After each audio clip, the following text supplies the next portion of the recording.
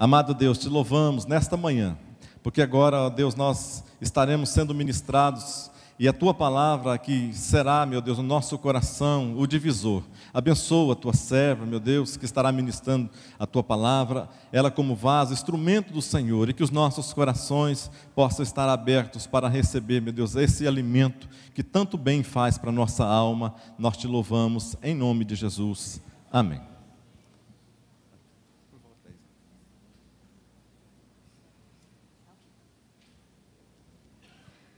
Eu quero saudar a amada igreja com a santa e gloriosa paz do nosso Senhor Jesus.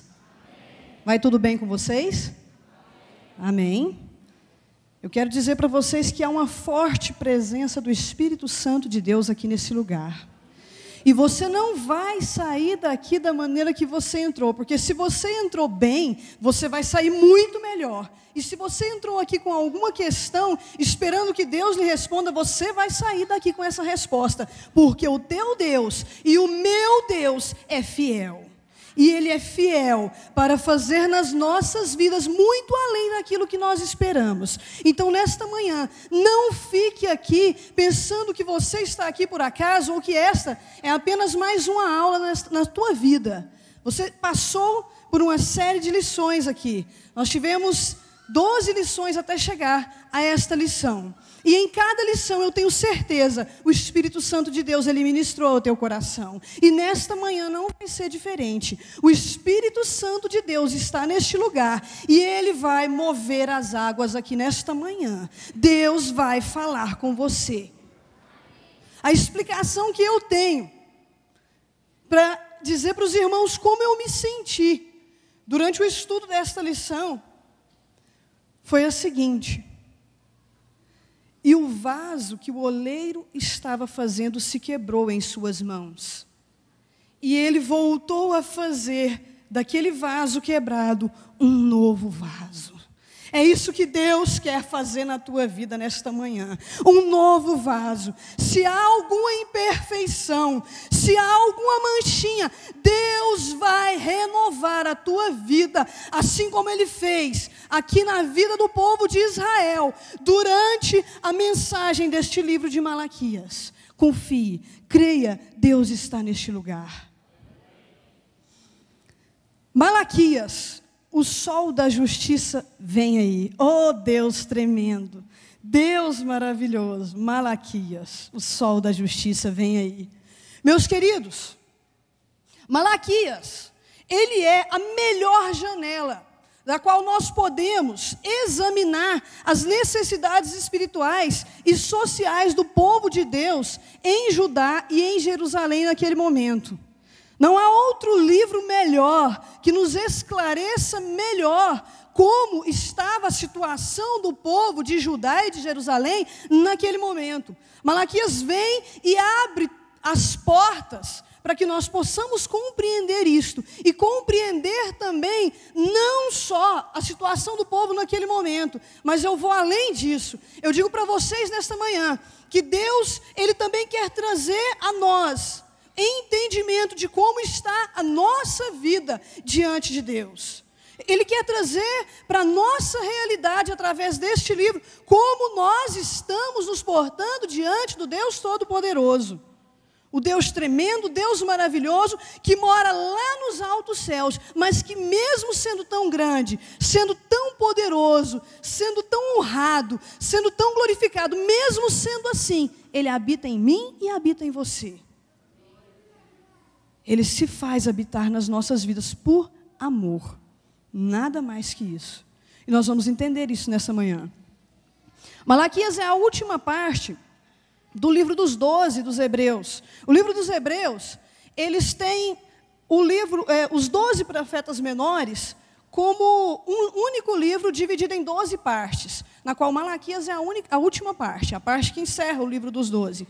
E na nossa Bíblia, a nossa Bíblia Sagrada, Malaquias também encerra algo. Ele encerra para nós o Antigo Testamento. Então nós temos Malaquias encerrando o Antigo Testamento. Ele é o último dos 12 livros dos profetas menores. Profetas menores que têm mensagens poderosíssimas. A maioria dos estudiosos considera o livro de Malaquias como uma unidade, Por quê? Porque ele transmite primeiro a mensagem de Deus aos judeus, mas depois de transmitir a mensagem de Deus aos judeus, ele transmite também a mensagem de Deus a todos os povos, de todas as nações, em todos os tempos. Ele é um livro antigo, assim como a Bíblia toda, antigo, mas também é atual. Vem transmitindo mensagens tremendas e maravilhosas. Alguns estudiosos chegaram até a supor que o nome de Malaquias seria só um apelido dado a este livro, devido ao fato de Malaquias ter sido citado como mensageiro sacerdote. No capítulo 2, versículo 7, esse versículo apresenta o sacerdote como mensageiro do Senhor dos Exércitos. Também apresenta o sacerdote como mensageiro do concerto, e mensageiro do concerto que vem trazer ao povo uma mensagem de concerto, uma mensagem de restauração, de renovação. Também apresenta o sacerdote como mensageiro precursor. No capítulo 3, versículo 1. Eis que eu envio o meu mensageiro, que preparará o caminho diante de mim. Mas essa hipótese de que o livro de Malaquias fosse apenas, que o nome Malaquias, dado ao livro, fosse apenas um apelido, foi descartada pela maioria dos críticos estudiosos da Bíblia.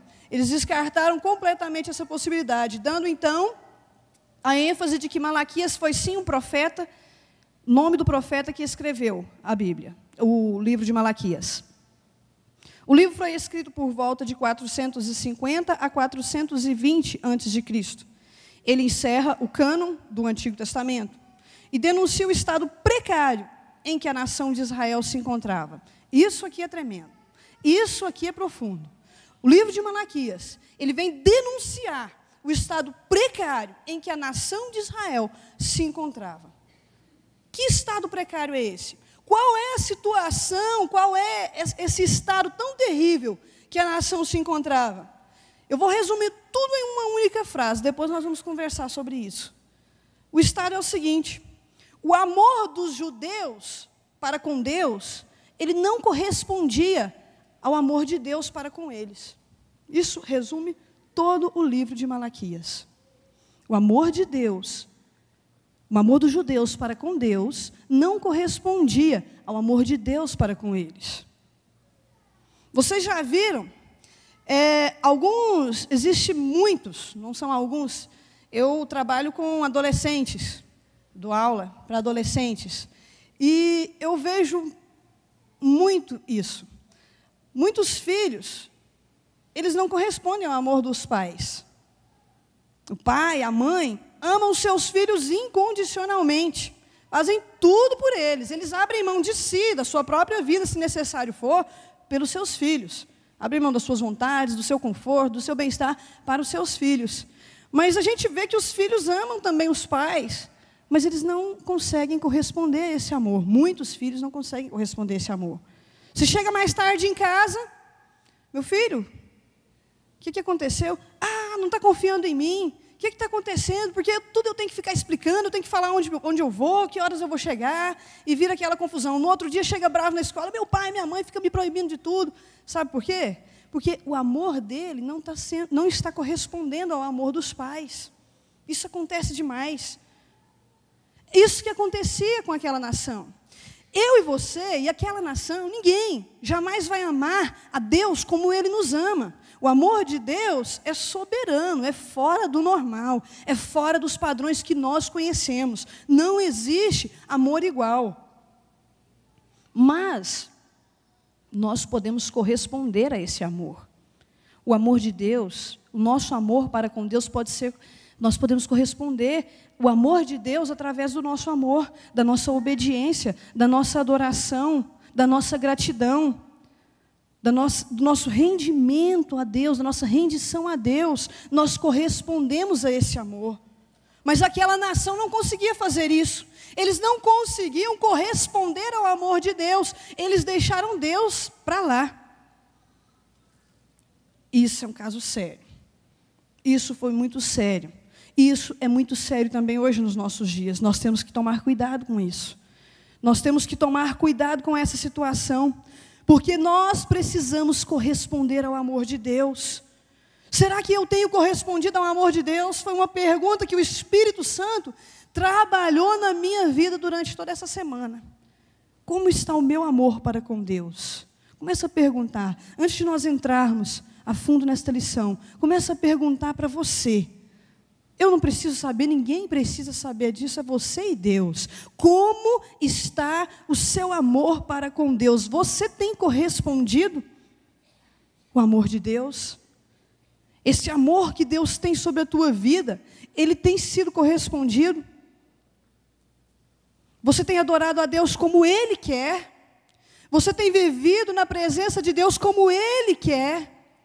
Você tem andado como Ele quer? Você tem perseverado como Ele quer? Você tem sonhado os sonhos de Deus?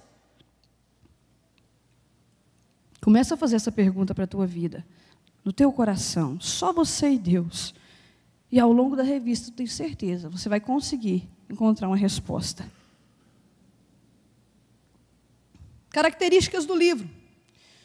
Zorobabel, Esdras e Neemias, eles haviam reconstruído o templo.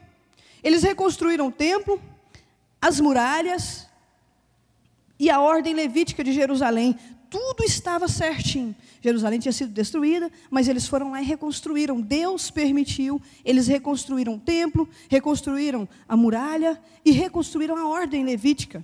Tudo certo, os cultos, tudo conforme Deus queria, tudo conforme os padrões de Deus. Tinha tudo para dar certo. A atividade sacerdotal havia sido restaurada e a nação tinha se comprometido a voltar à normalidade.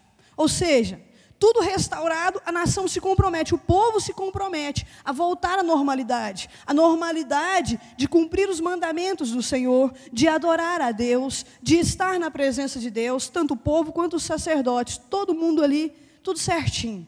Só que houve uma falha, houve um problema. O povo, a nação, não cumpriu o prometido. O povo não cumpriu aquilo que eles tinham, aquela promessa que eles tinham feito. Eles continuavam, eles permaneciam nos seus antigos pecados. Eles não deixaram de lado o pecado. Num momento talvez de empolgação, num momento ali de êxtase, num momento ali onde todo mundo estava falando sobre Deus, onde a palavra de Deus estava sendo lida, eles se comprometeram. Mas só da boca para fora. Porque depois eles voltaram às velhas práticas, continuaram a pecar, continuaram com seus antigos pecados, e isso trouxe problemas sérios. Deus chama então a Malaquias, levanta o seu mensageiro. O nome Malaquias no hebraico quer dizer meu mensageiro. Deus levanta então o seu mensageiro para trazer uma mensagem àquele povo, para tentar despertar aquele povo, acordar aquele povo.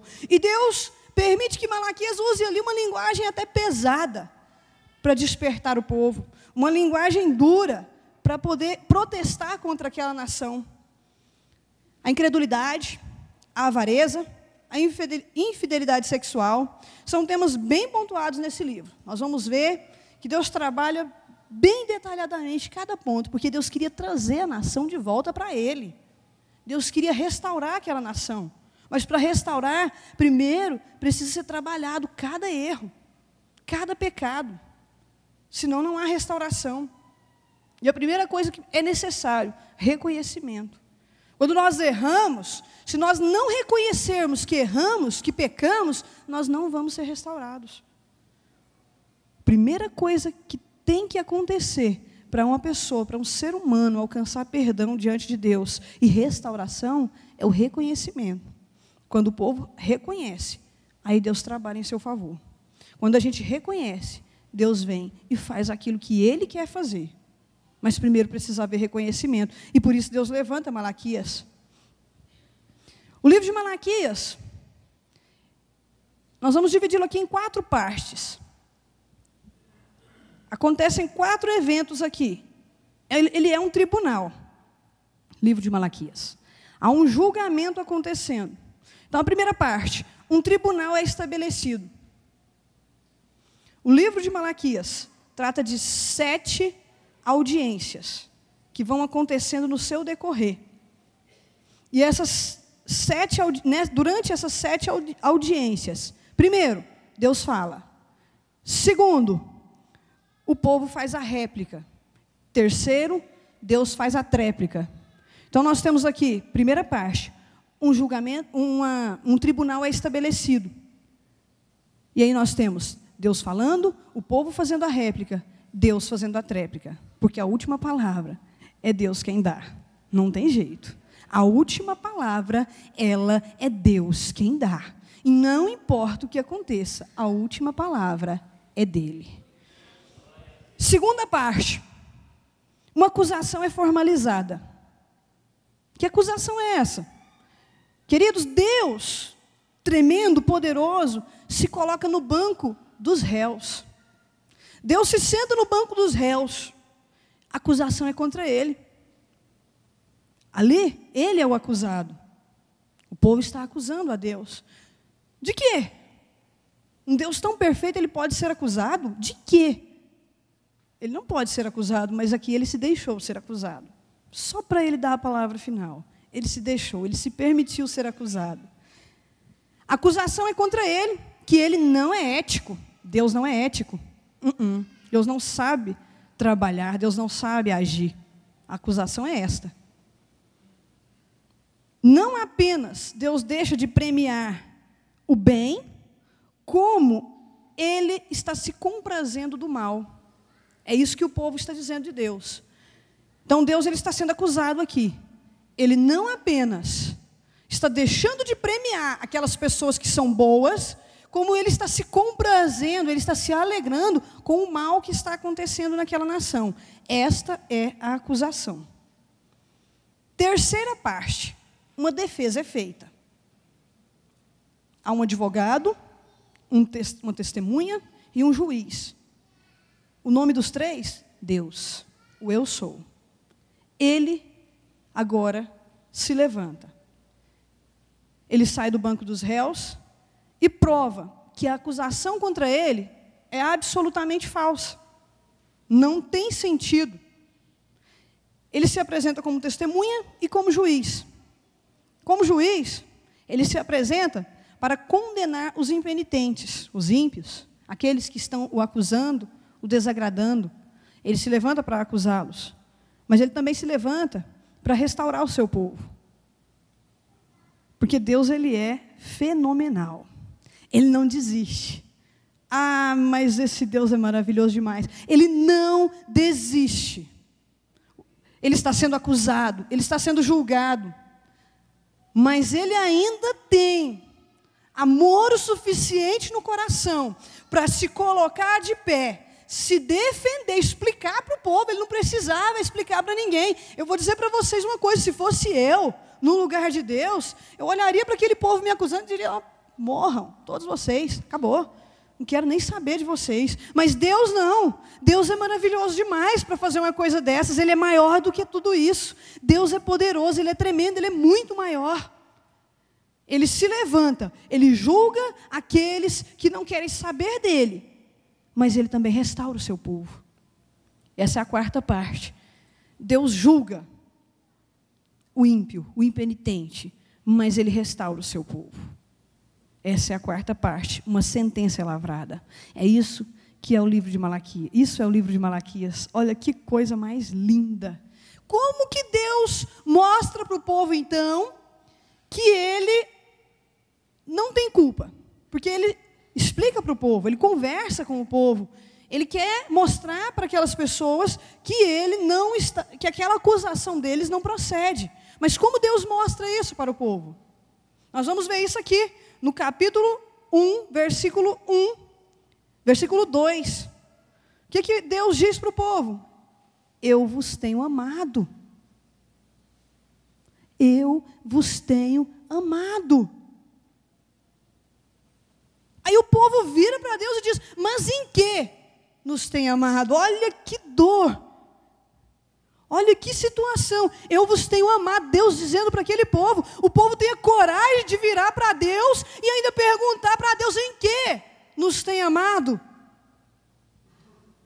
E se nós não tomarmos cuidado, meus amados, nós fazemos a mesma coisa que aquele povo fez. Com as nossas atitudes. Nós às vezes não temos coragem de abrir as nossas bocas e dizer: Deus, em que o Senhor tem me amado. Não, nós não fazemos isso. Mas a situação difícil vem. A adversidade, ela vem constantemente sobre as nossas vidas. E se nós não tomarmos cuidado, quando ela vem, nós começamos a murmurar, a nos queixar. Tanto tempo esperando, tanto tempo aguardando, e Deus não faz. Por quê, Senhor? Por que as coisas não acontecem? Aí nós vamos desistindo dos propósitos de Deus para a nossa vida. Nós vamos abrindo mão do Evangelho aos pouquinhos. Vamos deixando de lado aquilo que Deus tem para nós.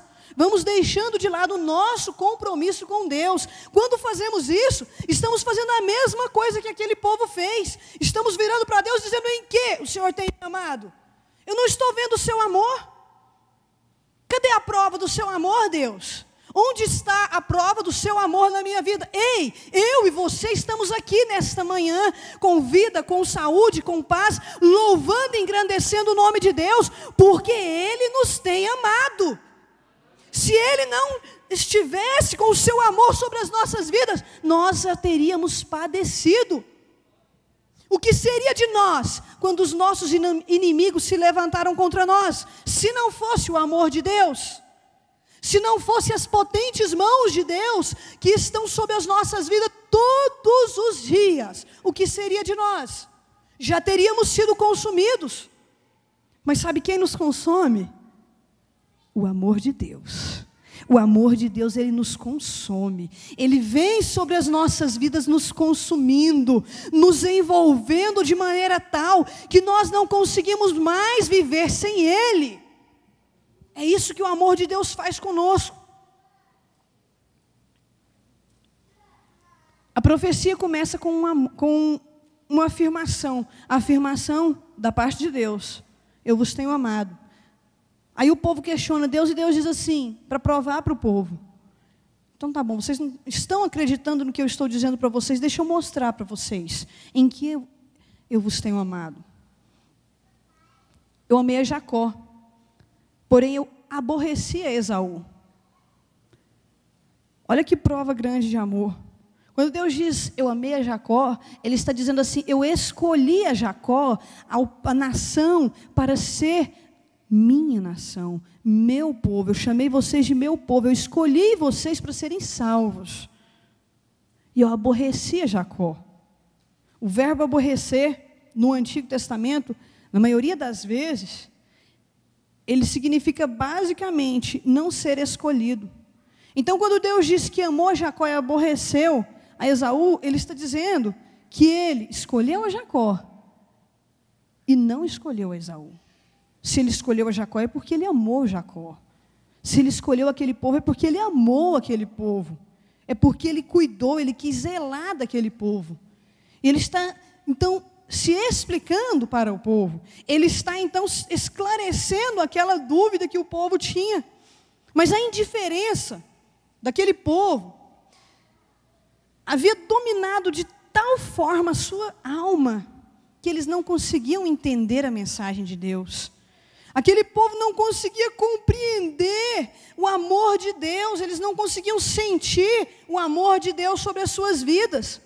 Aquele povo não conseguia valorizar aquele amor porque eles estavam anestesiados, eles estavam adormecidos, eles haviam esquecido Deus.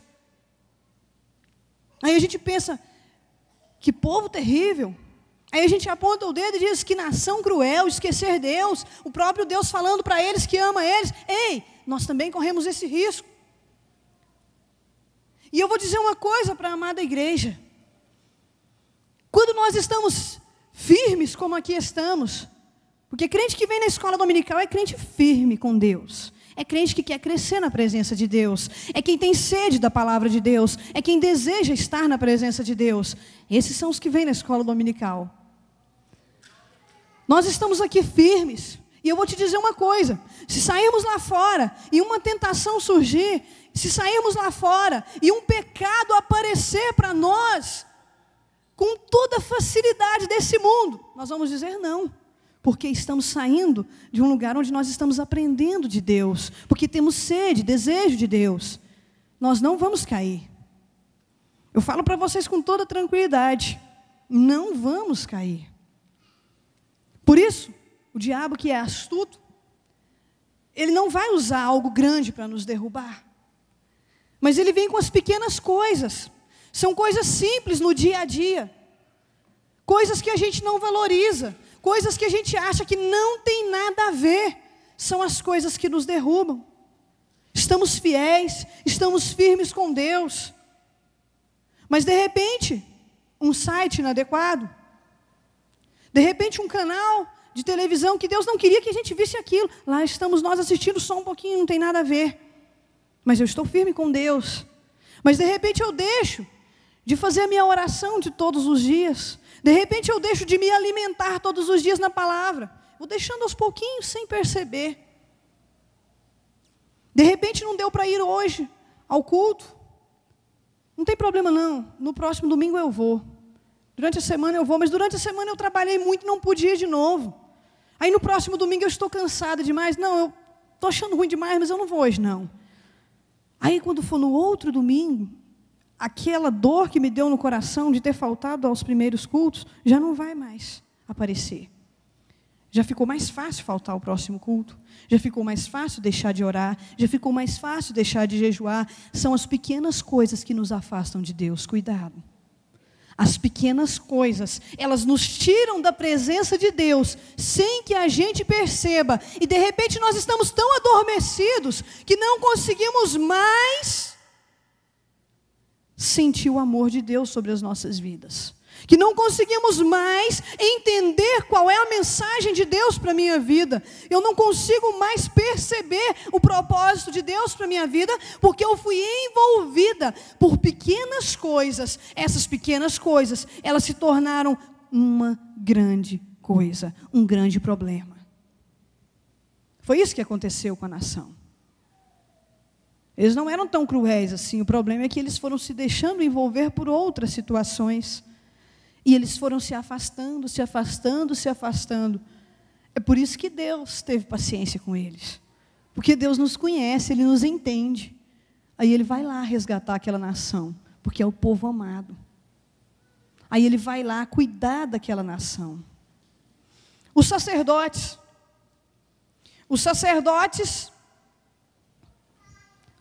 eram pessoas responsáveis por cuidar do povo, por trazer o povo à presença de Deus.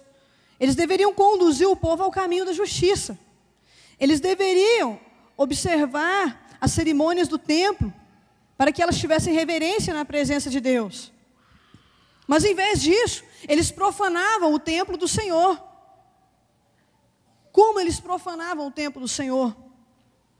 Em Levítico, capítulo 1, versículo 10, eu aprendo algo importante. Deus disse o seguinte, Ele ensina o povo, olha, vocês vão me trazer, vocês vão fazer sacrifícios a mim, como oferta. Quando vocês trouxerem um animal para sacrificar a mim no meu altar, ele precisa ser puro, sem mancha, sem defeito nenhum. Tem que ser novinho, certinho. A sua primícia é o que você vai trazer para mim, o seu melhor. O que você tiver de melhor, você traz para mim e me oferece. Aí aquele animal ele vai ser cortado e vai ser queimado de forma adequada. Como eu estou ensinando, vocês vão queimar ele. Quando vocês queimarem esse animal, vai subir uma fumaça. Essa fumaça que vai subir, ela precisa subir com um aroma agradável. A sua oferta, a oferta daqueles sacerdotes, ela precisava ser com um aroma agradável a Deus. Quando Deus sentisse o cheiro daquele sacrifício, precisava ser agradável. Assim como hoje precisa. A minha oferta, a sua oferta, a minha vida, a sua vida, precisa estar no altar de Deus e estando no altar de Deus, precisa subir um aroma agradável a Deus. Isso não estava acontecendo. Os sacerdotes estavam sacrificando animais de qualquer jeito. Coxos, enfermos, machucados. Qualquer coisa servia para Deus. É para queimar mesmo. E até deixaram de acender o fogo do altar para queimar o sacrifício. Olha que coisa, que situação. Era isso que estava acontecendo naquele momento com esse povo. Eles ofereciam pão imundo. E Deus declara, lá no capítulo 1, versículo 10, Deus declara que não tem prazer no que eles estão fazendo. Deus fala para eles que esse sacrifício, que tudo que está acontecendo ali, não tem gerado nenhum prazer, nenhuma satisfação no Deus Altíssimo. E sabe o que aqueles sacerdotes se atrevem a falar para Deus? Misericórdia. Eles viram para Deus afrontosamente e perguntam o seguinte para Deus, homens conhecedores, homens ungidos, escolhidos por Deus, viram e perguntam para Deus: em que nós te temos profanado? Deus diz que eles têm profanado, e eles perguntam: em que nós te temos profanado? A igreja do Senhor tem que tomar cuidado, muito cuidado. Nós precisamos tomar cuidado, porque senão nós vamos começar a profanar a casa de Deus e não vamos perceber. Isso pode acontecer com qualquer pessoa. Ninguém está isento dessa situação. Se os sacerdotes que ouviam a voz de Deus, que estavam com as suas vidas totalmente por conta de Deus, conseguem chegar a uma situação dessa, misericórdia, irmãos, que risco nós corremos. Por isso precisamos estar a cada dia mais ligados, a cada dia mais conectados à presença de Deus. A cada dia mais nós precisamos estar achegados ao Deus Altíssimo. A cada dia nós precisamos estar mais e mais na presença do Senhor. Vamos para a revista? O propósito de Malaquias, tópico 1.3. Como aconteceu várias vezes, mais uma vez a nação entra em decadência espiritual. E nós vamos ver aí na lição, o propósito de Malaquias, portanto, foi apontar com objetividade e clareza os males existentes entre o povo de dura cerviz. Parece que nem mesmo o tempo do cativeiro babilônico foi suficiente para que eles se arrependessem. Povo de dura cerviz é como Deus chama aquele povo. Povo de dura cerviz é um povo de coração duro, um povo que não reconhece Deus, um povo que não assume Deus como seu Salvador, um povo que está renunciando Deus, deixando Deus para lá, coração endurecido. Os pecados de que Malaquias se queixava eram os seguintes. Nós vamos ver quais foram os pecados que Malaquias estava se queixando. Os cultos, eles eram rotineiros e sem qualquer propósito espiritual. A famosa religiosidade. Tudo certinho, dentro dos conformes. Louvor, oração, intercessão, pregação. Tudo bonitinho. Mas tudo bonitinho aos olhos do homem. Não era isso que Deus queria. Muitas igrejas têm se tornado igrejas religiosas, voltadas só àquilo que vai agradar a quem está vendo. Muitas pessoas têm se tornado religiosas. A gente se torna religioso sem perceber. Houve uma época da minha vida que eu tinha me tornado uma religiosa. Estava preocupada demais com o que as pessoas iam pensar, com o que eu tinha que fazer, porque tinha que ser tudo nos padrões, tudo certinho. Minha vida não tem mancha. Vou perguntar, o que a Nívia fez de errado quando ela era solteira? O que aconteceu? Vamos investigar. Não tem. Porque a preocupação era grande em fazer tudo certinho.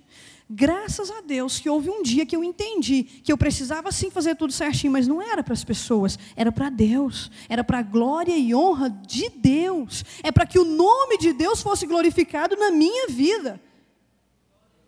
Não para as pessoas olhar para mim e falar, nossa, mas a Nívia é assim, não. A gente precisa viver na presença de Deus, para sentir o poder de Deus, para agradar para agradar a Deus, para que o nome dele seja glorificado nas nossas vidas. O nome de Deus precisa ser glorificado através das nossas vidas, nós precisamos glorificar esse nome. Somos representantes de Cristo aqui na terra, não podemos viver de qualquer jeito.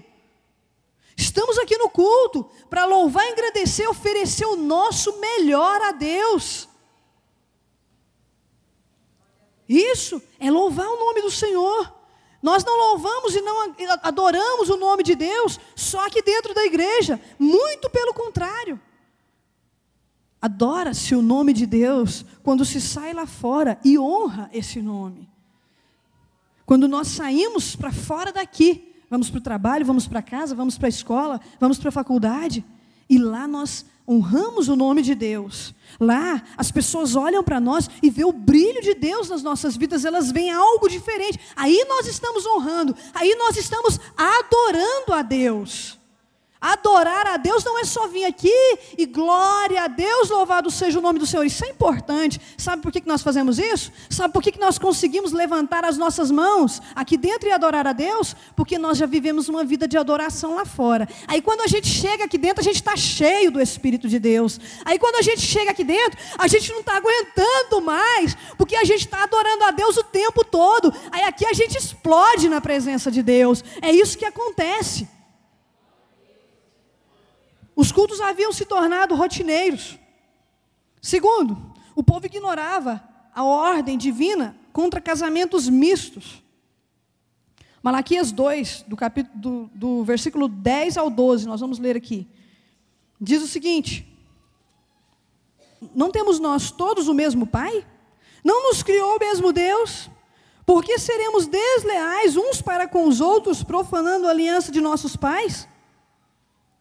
Judá tem sido desleal, e a abominação tem se cometido em Israel e em Jerusalém, porque Judá profanou o santuário do Senhor, o qual ele ama, e se casou com a adoradora de Deus estranho. O Senhor eliminará das tendas de Jacó o homem que fizer tal, seja quem for, e o que apresenta ofertas ao Senhor dos exércitos. Versículo 14, e perguntais por quê? Porque o Senhor foi testemunha da aliança entre ti e a mulher da tua mocidade, com a qual tu fostes desleal, sendo ela a tua companheira e a mulher da tua aliança. Veja bem, Deus condena aqui o casamento misto. Ele não queria que o povo se casasse com pessoas que não adorassem a Ele, com mulheres estranhas. E qual é a desculpa que eles usam aqui? Para tudo que Deus falava, eles tinham uma resposta. Mas o Senhor não é pai de todos nós? Não somos todos nós teus filhos? Então por que tem que ter essa diferença? Olha a desculpa aqui. Olha que situação. Não tem problema não. Deus é pai de todo mundo. Eu posso fazer do jeito que eu quiser, eu posso casar com quem eu quiser. Deus é meu pai, é pai dela também, é pai dele também. Mas o que Deus quer aqui é um povo separado para Ele. Um povo que caminha com gente que tem o mesmo propósito. Um povo que caminha com quem quer a mesma coisa que eles. Adorar a Deus, viver na presença de Deus, caminhar para o céu. É isso que Deus quer. E eles ficavam procurando desculpas para satisfazer os seus próprios prazeres, o seu próprio ego. Deus estava preocupado com aquele povo, Deus exortava aquele povo, mas aquele povo não acordava. O povo passou a suspeitar da justiça de Deus, dizendo que Deus era injusto. Eles diziam que Deus, ele se comprazia do mal. Os ímpios estão prosperando. Quem não adora a Deus está indo muito bem. Já viu quantos crentes gostam de falar isso? Quantos servos de Deus falam isso? estou aqui certinha, na casa de Deus, vivendo na presença de Deus. A pessoa está lá fora, não se preocupa com as leis de Deus, bebe o final de semana inteiro, trai o esposo, trai a esposa, e está lá prosperando. O que é isso? Não dou conta do negócio desse não. Eu sou fiel a Deus e o negócio está difícil para mim, a situação está crítica. E o ímpio está lá prosperando. E o ímpio está lá crescendo. Eu não consigo entender um negócio desse. Aí Deus vem com a resposta de novo. Aí, mais uma vez, Deus vem falar com o povo, Deus vem cuidar do povo, Deus vem zelar do povo. É um diálogo enorme. Então os que temiam, a partir do versículo 16 do capítulo 3, então os que temiam ao Senhor falavam uns aos outros. O Senhor atentava e ouvia, havia um memorial escrito diante dele para que os temessem, para que temessem ao Senhor, e para que se lembrassem do seu nome. Aí Deus diz o seguinte: eles serão para mim particular tesouro naquele dia que preparei, diz o Senhor dos Exércitos. Poupá-los-ei como um homem poupa o seu filho que o serve. Então vereis outra vez a diferença entre o justo e o perverso, entre o que serve a Deus e ao que não serve. Espera mais um pouquinho. Calma. Espera mais um pouquinho e você vai ver a diferença entre o que serve e o que não serve, entre o justo e o ímpio. Há um tempo, o tempo de Deus. Se Deus faz acontecer na minha e na sua vida algo fora do tempo dele, nós não vamos conseguir valorizar, nós não vamos conseguir crescer na presença de Deus, porque nós só crescemos na presença de Deus quando as coisas acontecem no seu devido tempo, e quando nós temos paciência para esperar este tempo chegar. Perseverança é o que Deus quer na vida do seu povo. Os 6 oráculos, o povo passou a suspeitar da justiça de Deus, o povo roubava a Deus nos dízimos e nas ofertas, o povo não levava mais oferta, o povo não ofertava e não dizimava mais. Que situação terrível. Nós vamos falar daqui a pouquinho sobre isso. O povo também era impaciente, não sabia esperar em Deus, não tinha perseverança em Deus. Esses eram os pecados apresentados contra aquela nação. Esses eram os pecados que estavam sendo levantados ali. Os 6 oráculos, tópico 2. Os 6 oráculos do profeta. Meus irmãos, oráculos são respostas de Deus. Oráculos são respostas de Deus, que Deus dá a um povo por intermédio de um profeta. Deus usa um profeta para responder. Então nós vamos ver aqui 6 respostas de Deus. 6 respostas que Deus deu ao povo. Os israelitas quebraram 7 compromissos previstos na lei mosaica, a saber, a consagração ao Senhor.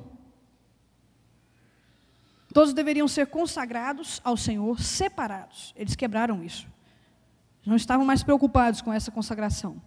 A observância da lei. Vou convidar vocês a abrir as vossas Bíblias, lá em Neemias. Neemias capítulo 10.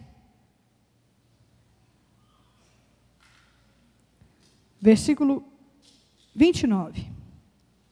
Diz o seguinte: firmemente aderiram a seus irmãos, seus nobres, convieram numa imprecação e num juramento de que andariam na lei de Deus, que foi dada por intermédio de Moisés, servo de Deus, de que guardariam e cumpririam todos os mandamentos do Senhor, nosso Deus, e os seus juízos e os seus estatutos. Olha a promessa que o povo tinha feito. Eles juraram, prometeram que andariam na lei de Deus, que cumpririam todos os seus estatutos.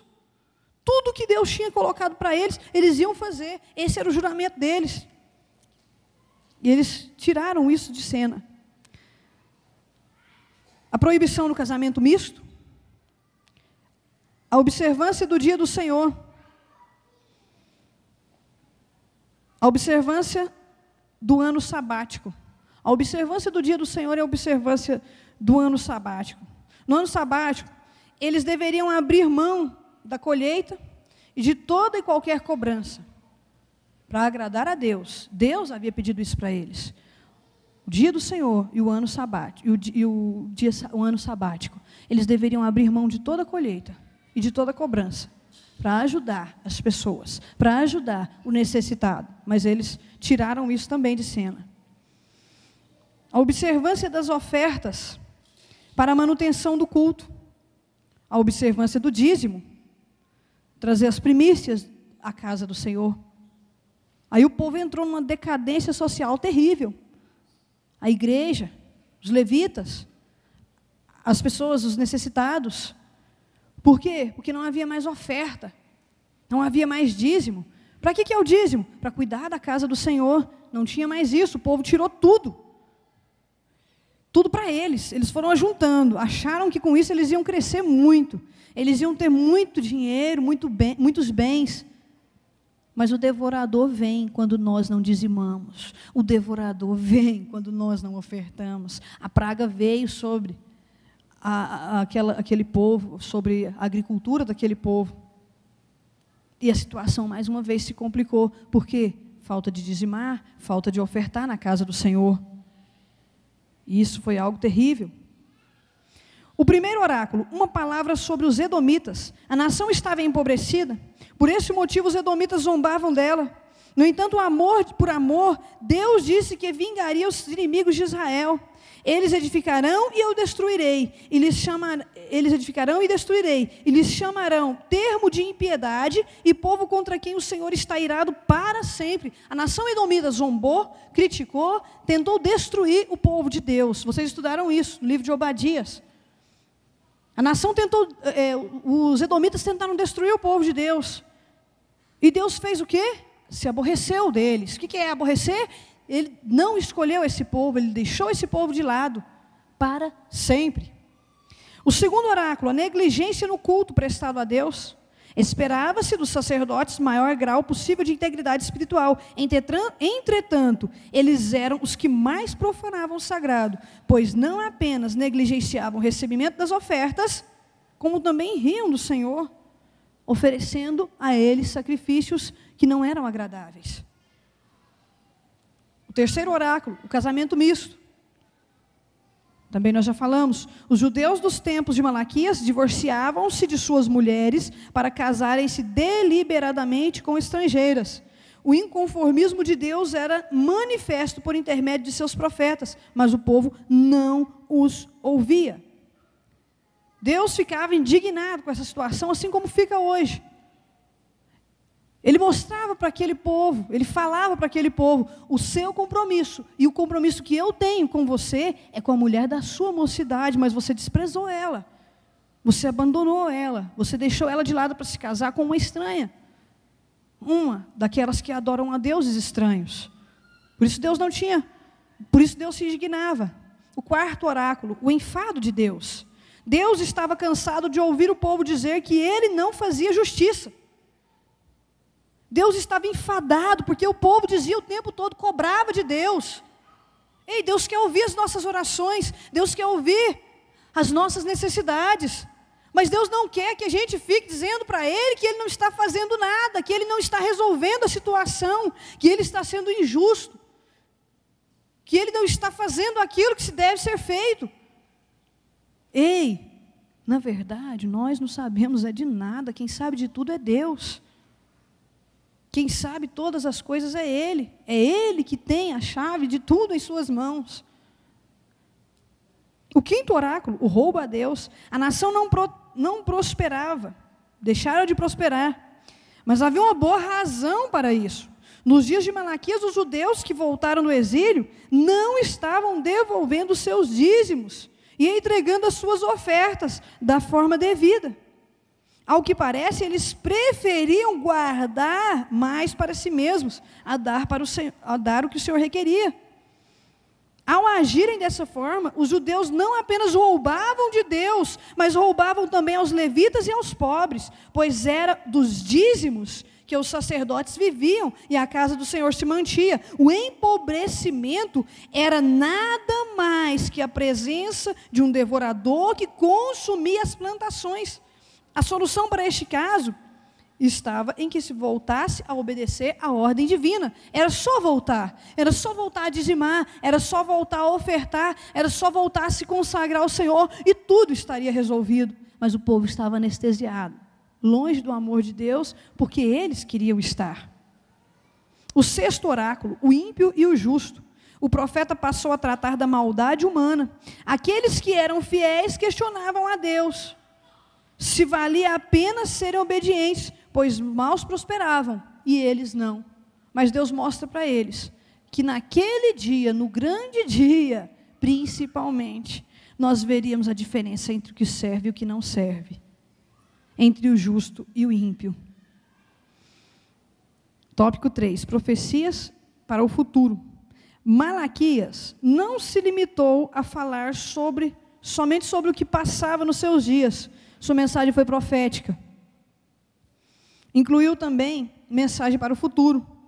Há duas que se cumpriram literalmente. A profecia sobre Elias, que havia de vir, que é João Batista, que Jesus depois apresenta ele. Lá em Mateus 17, vamos ler lá, Mateus 17, versos 12 e 13.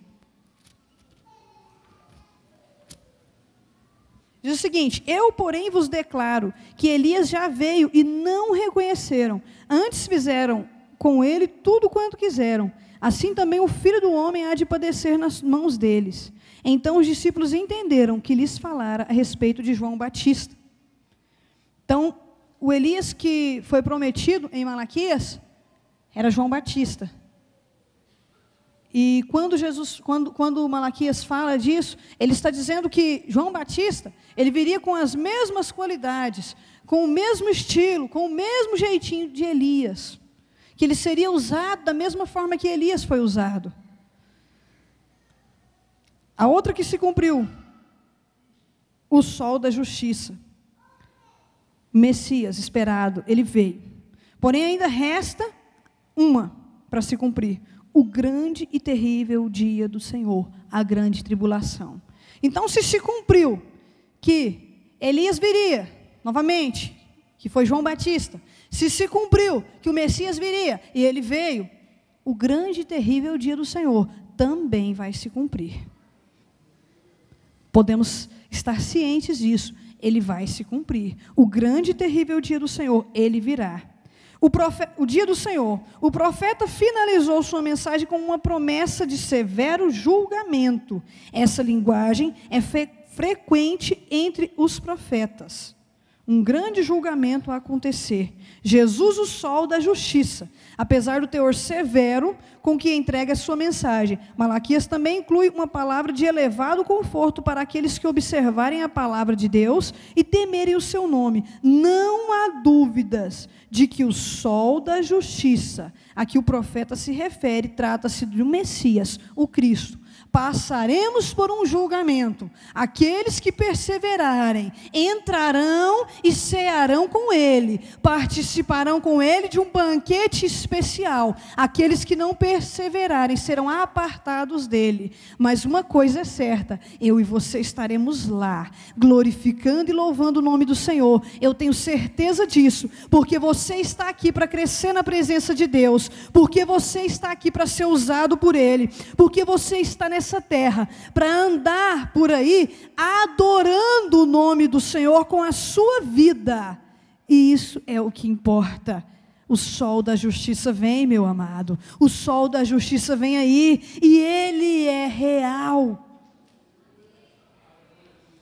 Conclusão: nas mensagens anunciadas pelos profetas, sempre havia uma justificativa bastante clara para a ira de Deus. E a natureza santa do Criador exige um julgamento justo para os pecados.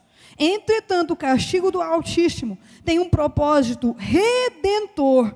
Ele não deseja que ninguém pereça. O arrependimento sempre será uma alternativa até o fim. Fiquemos, pois, com a orientação do apóstolo Paulo, não durmamos como os demais, mas vigiemos e sejamos sóbrios, apesar de o registro veterotestamentário terminar com uma palavra negativa, maldição. A última expressão encontrada no Novo Testamento é: a graça de nosso Senhor Jesus Cristo seja com todos vós. Entendamos uma coisa nesta manhã. Vamos sair daqui guardando algo nesta manhã. Jesus, ele não precisava morrer por mim e por você. Ele não precisava se entregar à morte. Não. Ele é soberano. Ele é Deus. Ao destituir-se de toda a sua glória, quando ele deixa toda a sua glória lá no céu e vem aqui na terra e entrega a sua vida à morte por mim e por você, derramando o seu sangue puro, ele está fazendo comigo e com você uma aliança. E esta aliança ninguém, nem nada pode quebrar. Ele me deu e te deu também o direito de salvação. O meu nome e o seu nome estão escritos no livro da vida. E ninguém, a não ser eu mesma ou você mesmo, pode tirar o seu nome de lá. Ninguém. E quando Jesus, ele se destitui da sua glória e entrega a sua vida por nós, ele fez isso por um único motivo: por amor. Porque ele nos amou primeiro, ele se entregou por amor, porque ele nos amou acima de todas as coisas, até mesmo da sua própria vida. Então ele se entregou em nosso lugar, porque nós é que deveríamos padecer, nós é que deveríamos morrer em seu lugar, mas não, ele veio e morreu por mim e por você, sem merecer, por amor. Então nunca duvide do amor de Deus sobre a tua vida. Não deixe que pequenas coisas tire você da presença do Deus vivo. Não deixe que pequenas coisas te envolvam e te afastem do Todo-Poderoso. Não. Deixe que o amor de Deus te envolva. Deixe que o amor de Deus venha consumir a tua vida. Deixe que o amor de Deus venha tomar conta da tua vida, de forma tal que você não consiga ficar nem um milésimo de segundo sem Deus, nada, você não consiga deixar Deus por nada nessa vida. Volte-se a cada dia mais à presença do seu Deus, porque Ele te ama demais. Eu agradeço pela oportunidade, que Deus abençoe a amada igreja.